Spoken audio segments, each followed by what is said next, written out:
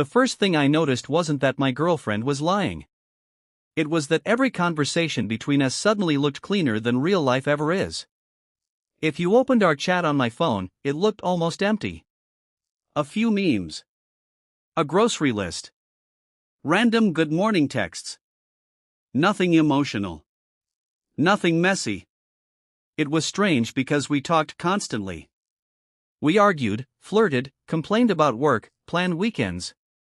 Yet somehow none of that was there anymore. When I mentioned it, she laughed. "You're finally cleaning your phone?" I laughed too. We had been together for almost 4 years. We lived together in a small apartment, shared bills, shared a dog, and everyone around us assumed marriage was just a matter of time. I assumed it too. She always told me, "I don't keep secrets. If you ever want my phone, take it." That sounded like confidence. It sounded like trust. Back then I thought people who openly offered their phones had nothing to hide. I had no idea that the only person seeing an edited version of her life was me. At first, I convinced myself I was imagining things. Phones glitch. Apps update. Conversations disappear.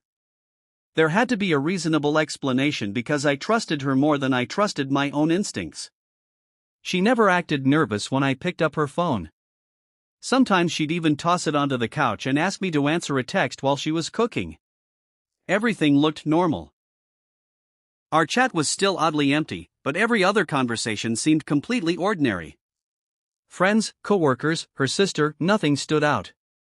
Looking back, the red flags weren't dramatic. They were tiny cuts that didn't hurt until they added up. She started smiling at notifications she never explained. She occasionally turned her screen away without realizing it. Sometimes she'd read a message, sigh, then immediately delete something before locking the phone. Whenever I asked who it was, she'd shrug. "Just work." I wanted to believe that answer because believing it was easier than questioning the woman I planned to spend my life with. Trust has a strange way of making obvious things invisible until it's already too late. The moment my certainty began to crack was so ordinary that I almost ignored it. We were sitting on the couch after dinner, half watching a movie neither of us cared about. Her phone buzzed on the coffee table. She was in the kitchen getting drinks, so I glanced at the screen without thinking. The preview read, "I miss yesterday already." Before I could process it, the notification vanished. She walked back into the room, picked up her phone, smiled for a split second, then noticed me looking. "Everything okay?" I asked. She locked the screen immediately. "Yeah. Just my cousin being dramatic." Something about the answer felt rehearsed. Later that night, I searched our conversation, expecting to find the message if she'd replied by accident or sent it to me. Nothing. Our chat still looked like a collection of disconnected fragments, as if months of our relationship had simply been erased. For the first time in years, I wondered whether I trusted her because she deserved it. Or because I couldn't bear the possibility that I had been wrong about the person I loved. The next morning I tested something that now feels embarrassingly desperate. I sent her a long message while she was in the shower. Nothing accusatory. Just a paragraph about a stressful day at work, how exhausted I felt, and how much I appreciated having her in my life. On my screen, the message appeared for a second. Then it disappeared. Not deleted, gone. The chat refreshed and it was as if I had never sent it. When she came out of the bathroom, her phone buzzed. "I'll answer later," she said casually. I watched her walk into the bedroom and close the door. A minute later I checked our conversation again. Still empty. That afternoon I borrowed her tablet to look up a recipe. Her messaging app was logged in automatically. My heart started pounding before I even opened it. There was our conversation. Hundreds of messages. Pages of arguments, jokes, late-night confessions, plans for the future. Everything missing from my phone was right there on the tablet. And mixed among them were dozens of messages from a contact saved simply as M. I stared at the screen for what felt like an hour before I touched the conversation with M. I kept telling myself there had to be a harmless explanation. A coworker. A cousin. Someone going through a rough time. I wanted reality to match the version of her I had defended for years. Instead, the first message I read knocked the air out of me. I hated watching you leave this morning. Her reply came seconds later. Me too. I wish I didn't have to go home. Home.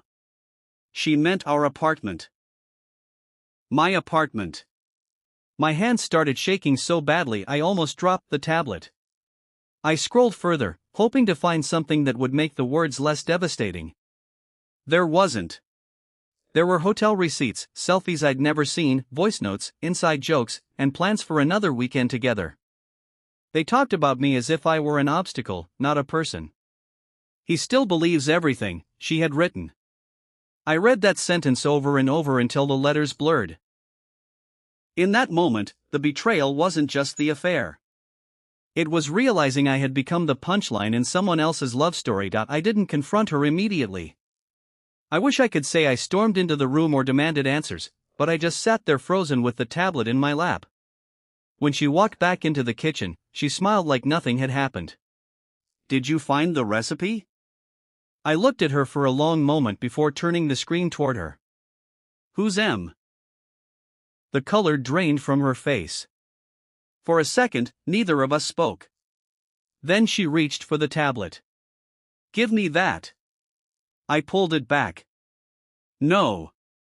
Tell me who he is. Her eyes filled with tears almost instantly, but they didn't feel genuine. They felt automatic, like she'd rehearsed this moment in her head. It's not what you think. I laughed, and it came out harsher than I intended. I just read months of messages. Tell me what else I'm supposed to think. She buried her face in her hands. It started as friendship.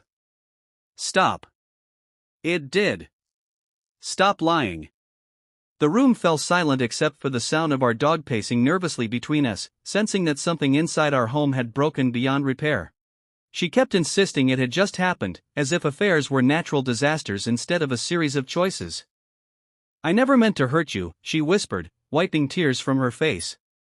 I couldn't stop staring at her. This was the same woman who had looked me in the eyes countless times and said she had no secrets. What about the disappearing messages? I asked. She froze. I watched her expression change. It was subtle, but I knew I'd hit something she hadn't expected me to discover. What are you talking about?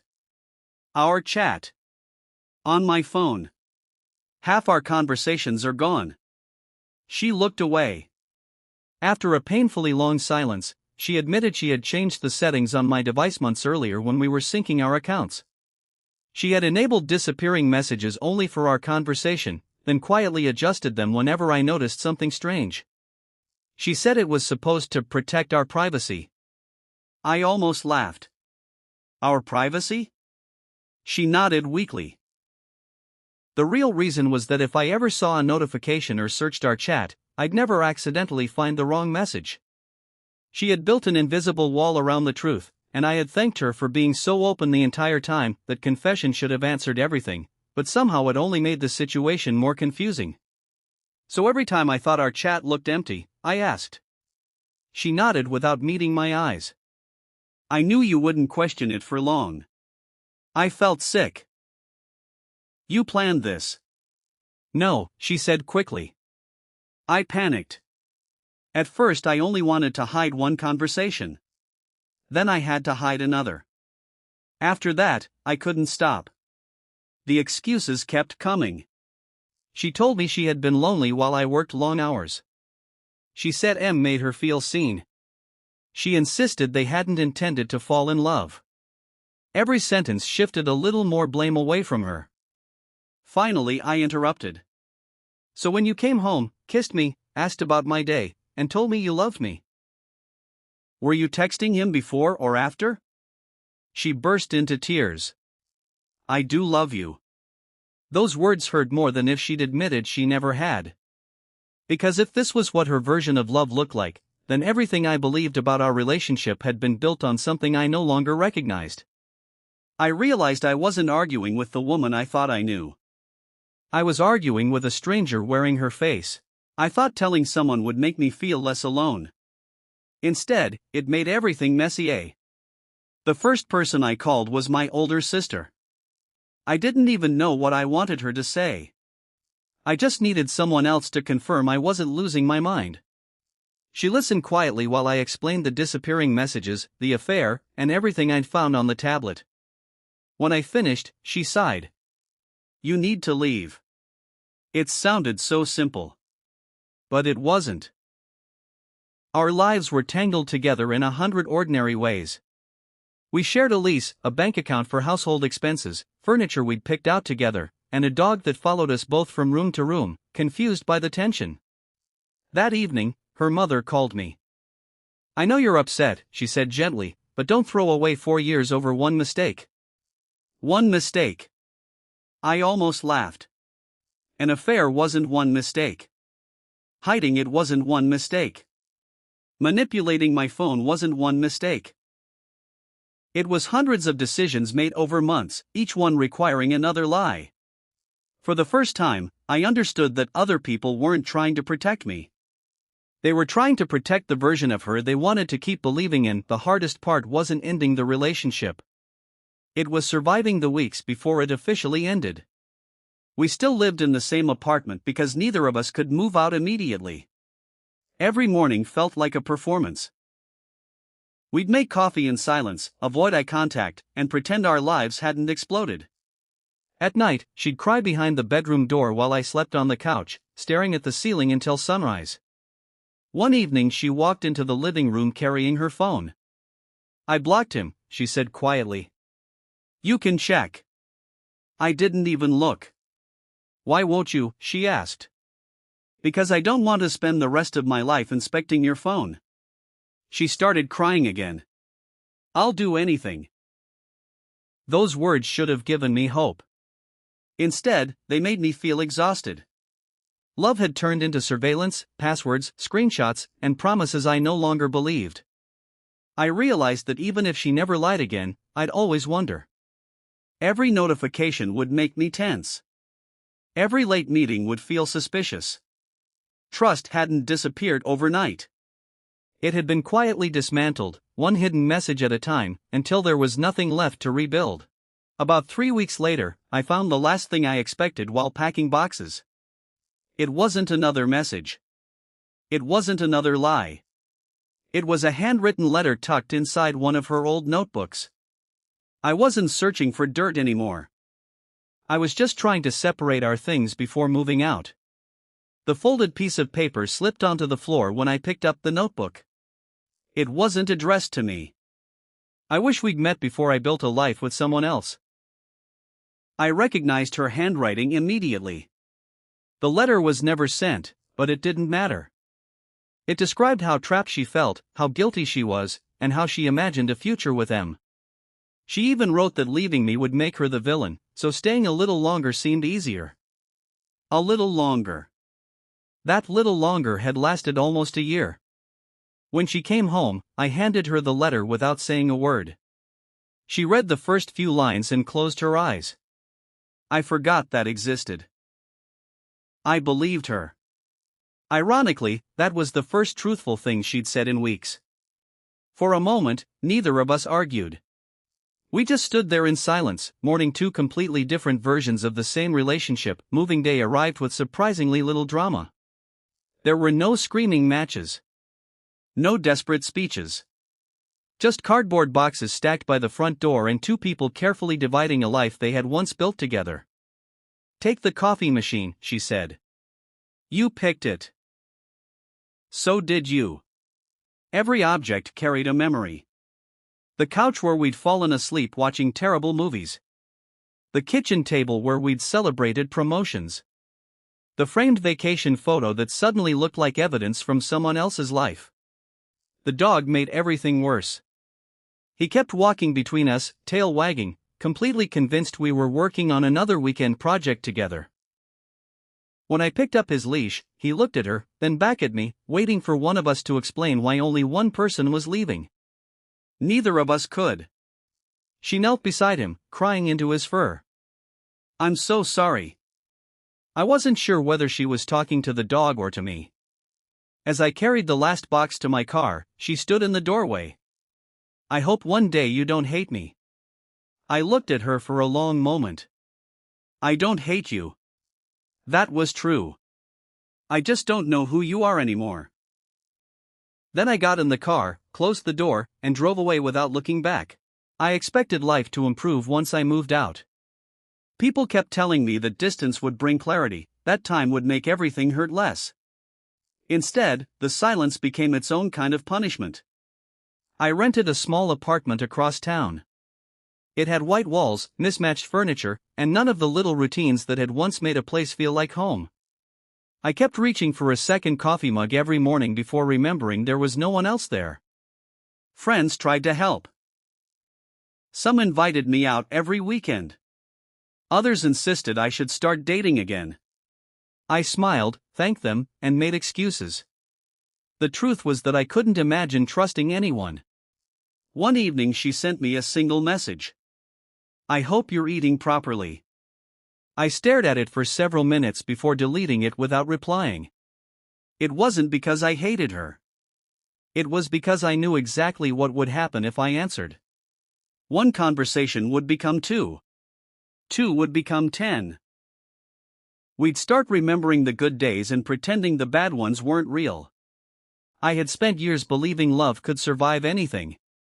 Now I was learning that sometimes the hardest act of love is refusing to reopen a wound that has barely stopped bleeding. Almost a year has passed now, and people assume I've moved on because I don't talk about her anymore.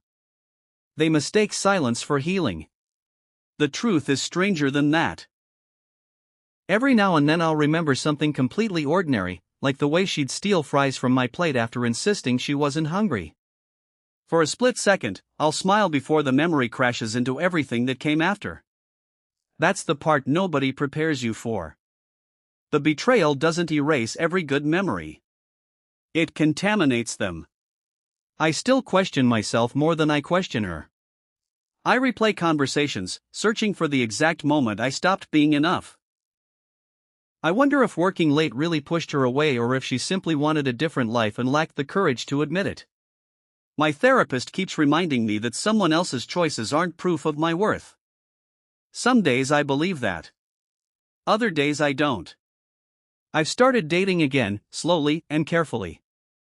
Whenever someone says, "You can trust me," my chest tightens before my mind has time to respond. I never used to notice disappearing messages. Now I notice everything.